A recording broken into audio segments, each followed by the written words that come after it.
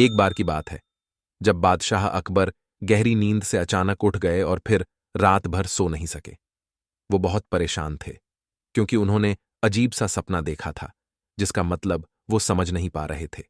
उन्होंने देखा कि उनके एक के बाद एक सारे दांत गिरते चले गए और आखिर में सिर्फ एक ही दांत बचा। इस सपने से वह इतने चिंतित हुए कि उन्होंने इसके बारे में सभा में चर्चा करने के बारे में सोचा। अगले दिन सभा में पहुंचते ही अकबर ने अपने विश्वसनीय मंत्रियों को सपना सुनाया और सभी से राय मांगी।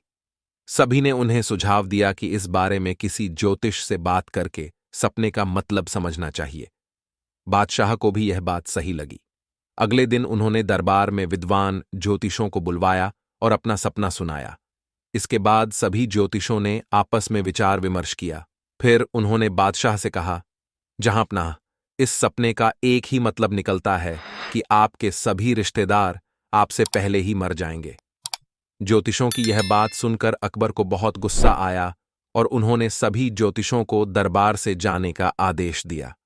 उन सभी के जाने के बाद बादशाह अकबर ने बीरबल को बुलाया और कहा, बीरबल, तुम्हारे अनुसार हमारे सपने का मतलब क्या होगा? बीरबल ने कहा, हुजूर, मेरे हिसाब से आपके सपने का मतलब यह था कि आपके सभी रिश्तेदारों में से आपकी उम्र सबसे ज्यादा होगी और आप उन सभी से ज्यादा समय तक जीते रहेंगे। इस बात को सुनकर बादशाह अकबर बहुत खुश हो गए। वहां मौजूद सभी मंत्रियों ने सोचा कि बीरबल ने भी ज्योतिषों की ही बात को दोहराया है। इतने में बीरबल ने उन मंत्रियों से कहा कि देखो, बात वही थी, बस कहने का तरीका अलग था। बात को हमेशा सही तरीके से सामने रखा जाना चाहिए। मंत्रियों को इतना कहकर बीरबल सभा से चले गए। कहानी से सीख, किसी भी बात को बोलने का एक सही तरीका होता है। विचलित करने वाली बात को भी सही तरीके से कहा जाए तो उसका बुरा नहीं लगता। इसी वजह से बात को हमेशा सही तरीका और सलीके से रखा जाना चाहिए।